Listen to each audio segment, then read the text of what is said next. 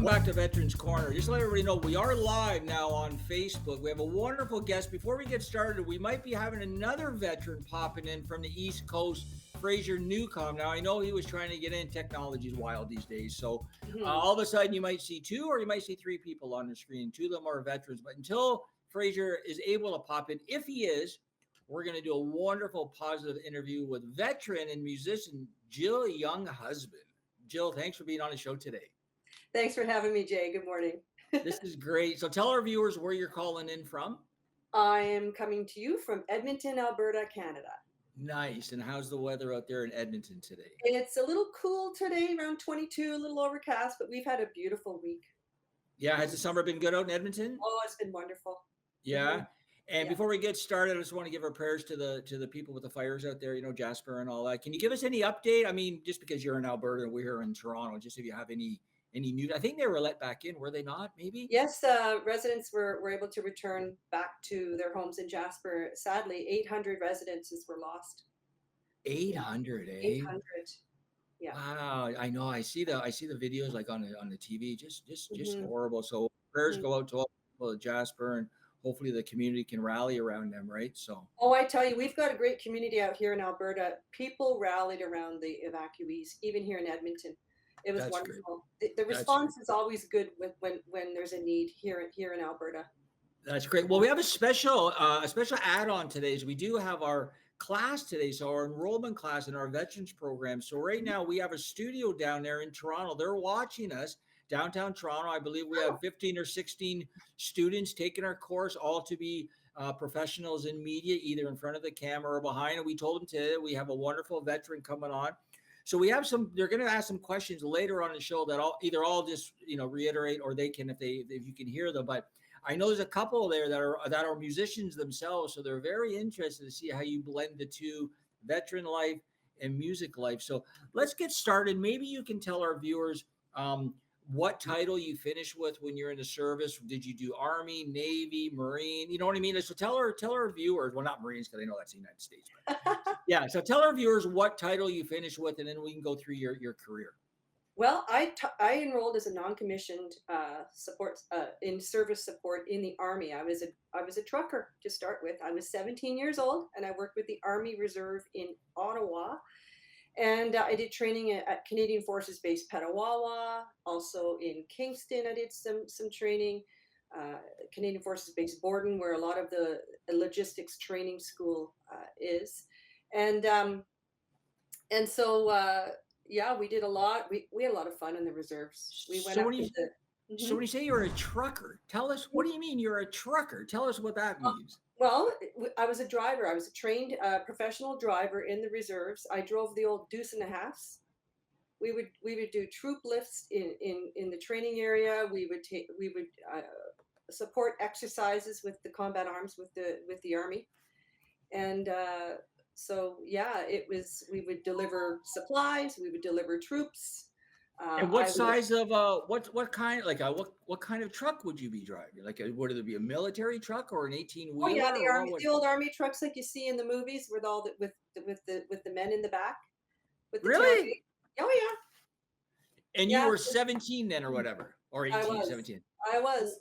Yeah. Wow. So tell us a little bit. Now I know you're 22, right? So I just want to. So tell us, when you're entering the service, how was it for you? Like, how did your family feel? Do you have any brothers or sisters, your friends? Were they supportive? Were they going, what are you doing, Jill? Like, oh, yeah. I'm an Army brat. My dad was military. Okay. And my sister had joined the year before, and she's a year older than me. So she had joined the reserves. Because my father, being military, he said, well, why not join the reserves as a part-time job? And it was full-time for the summer, but you can work part-time through your last high school year. So you can join at 17 with parental consent. And wow. That's what my sister and I and my brother did. And so my brother was in there. Yeah, three of us. 3 out of 4 kids joined the military. My eldest brother went into sales. So military. Wow. It was a very familiar environment to work. So your dad had a huge influence on your life, obviously. Absolutely. Hmm. And can we talk a little bit about your dad's service? What was his role? What was he doing in the military? My dad joined the military at 16 in the Wow. 60s, and 60s. he joined the Royal Canadian Army Service Corps as a trucker. Hmm, imagine. Wow, really? And he was airborne. He was at Rivers, Manitoba, and he was what my mother he was known as 120 pounds of romping, stomping, screaming airborne hell. So Really? he was very young, and he was the skinniest guy in his unit, and he would be the first one out of the plane and the last one to hit the ground. That's so funny. My mother would say, "Oh, there's Gary." That's such a funny story. Like that's a Yeah, she would great go and story. watch them in the drop zone, and you see all these little parachutes bloop, bloop, bloop, bloop, bloop, jumping out of the box cars, the old aircraft that they were using at Wow. the time. So And four yeah, you had four family members in service. yes. That's crazy. Like that's great. Like that's unbelievable Mhm. because you know, growing up in I didn't know anybody in the service. I didn't have one connection with a veteran growing up. Like not one, not my grandfather. They always missed the ages. So Sure. my grandparents were never involved in any war. My Hmm. dad, my uncle, nobody joined the military in my family that I'm aware of. So it's totally new. But I think like I always had a lot of respect for people in the military because I always attached them to being tough. I just attach them. If you're in the military, you're tough. Like Well, you're it one can tough be son a of a gun. challenging job. It's a very difficult job and physically demanding and I can mentally, well, imagine. demanding on all levels, truly.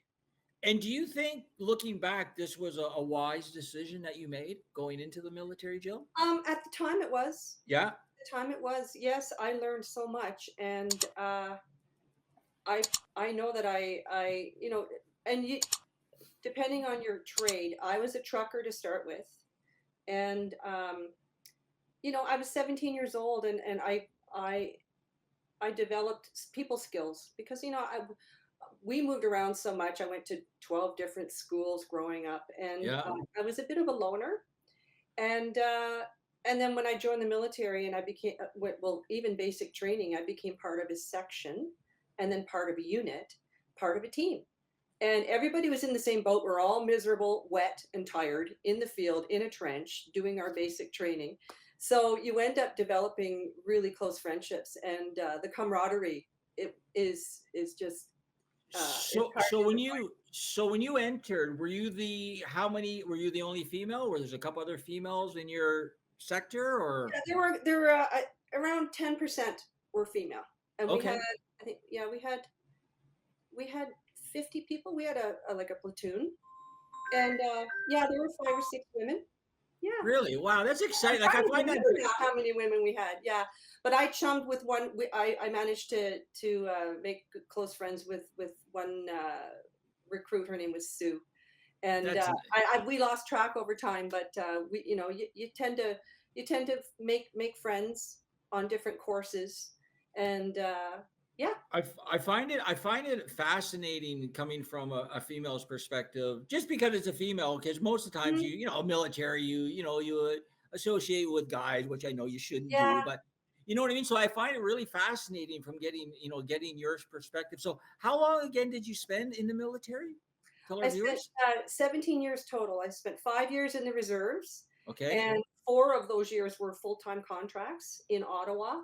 And then because I changed my trade from transport from trucker to administrative clerk. So I became an administrator, and then I was able to find different contracts within the Ottawa region at the headquarters in Ottawa and some of the reserve units. Like I worked at changing of the guard, I worked with the Cameron Highlanders of Ottawa, and I also worked with 28 Ottawa Service Battalion, which is now 33 Service Battalion. And I also worked at the headquarters at National Defense for Wow. a short time. And then I transferred into the regular force. Once I had met certain prerequisites of training within the reserves, you can bypass the main basic training out of Cornwallis at that time. Now it's in Montreal. I'm So just I was promoting as we speak, so that's all. I just let Oh you know. I'm yeah. just promoting. So Yeah. I was a direct entry regular force administrative clerk. And so I started working in career management. And I did that for 5 years. And boy, did I learn a lot. Yes. Wow. And So it was a quite lot of the work, a lot of work. And during that time, I managed a 6 month tour. I managed to get a 6 month tour in Namibia, Africa, with the United Nations. So that was my one of my foreign tours, but my like a deployment. wow. And then from working in career management, I was privileged to have the opportunity to live in Germany and work with the NATO AWACS, which is a flying air traffic control station. It's a Boeing 707 with the frisbee on the top, Wow. and we monitored the no-fly zone over Bosnia. Okay, So that, hold that thought. My producer's saying we're going to take a commercial break, but this sure, is fascinating. Like, you got a great career. You work I with really the I UN, NATO.